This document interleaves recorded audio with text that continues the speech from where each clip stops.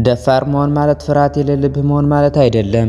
ደፋር መሆን ማለት ፍርሃት እያለብን ቢሆን ወደፊት መራመድ ማለት ነው። ብዙዎቻችን ቆመን የቀረነው ችሎታ ስለሌለን አይደለም፣ ስለፈራን እንጂ። ዛሬ በህይወት ስኬታማ ለመሆን፣ ሰላም ለማግኘት እና የተከበርክ ሰው ለመሆን የግድ ደፋር ልትሆንባቸው የሚገቡ 4 ወሳኝ ነገሮችን እነግርሃለሁ።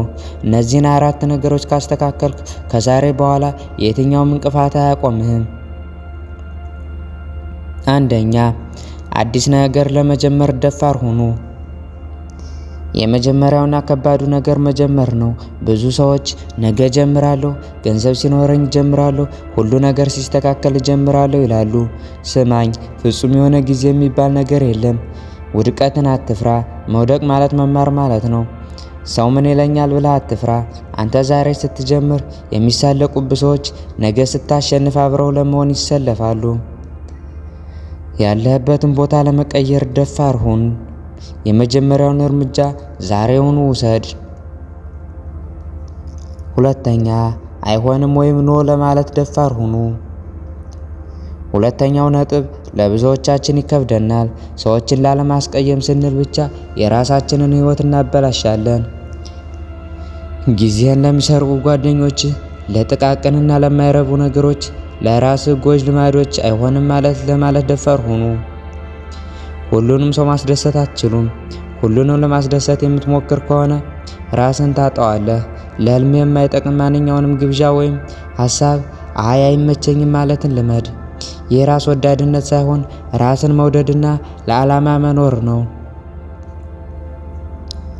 ሶስተኛ፣ ስህተትን ለመቀበልና ይቅርታ ለመጠየቅ ደፋር ሁኑ። ደፋርነት መጮህ ወይም ጡንቻ ማሳየት አይደለም።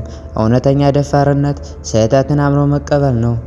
ብዙ ሰዎች ትክክለኛ ነኝ ለማለት ብቻ ህይወታቸውን ሙሉ ይዋሻሉ። ከተሳሳትክ ተሳስቻለሁ በል። በደል ካደረስክ ይቅርታ በል። ይህ ድክመት ሳይሆን የውስጥ ጥንካሬ ነው።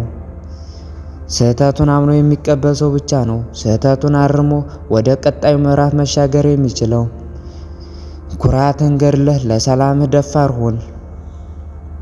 አራተኛ፣ ብቻህን ለመቆም ደፋር ሁኑ። አራተኛውና የመጨረሻው ነጥብ ሁሉም ሰው በሄደበት መንገድ ለመሄድ አትሞክር። ህዝቡ ስለሄደበት ብቻ ያ መንገድ ትክክል ነው ማለት አይደለም። ህልም ለሰዎች ባይገባቸውም ብቻህን መጓዝ ቢኖርብህም ደፋር ሁን።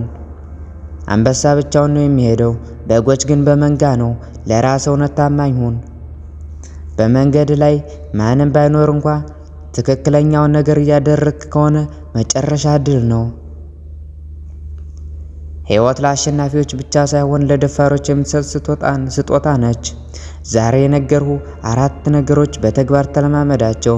መጀመርን፣ እምቢ ማለትን፣ ስህተትን ማመንንና ብቻህን መቆምን አትፍራ። ይህ ቪዲዮ ከተመቻችሁ ላይክ፣ ሰብስክራይብ ማድረግ እንዳትረሱ። እናንተስ ከእነዚህ 4 ነገሮች የትኛው ይከብዳችኋል? ኮሜንት ላይ ጻፉልኝ።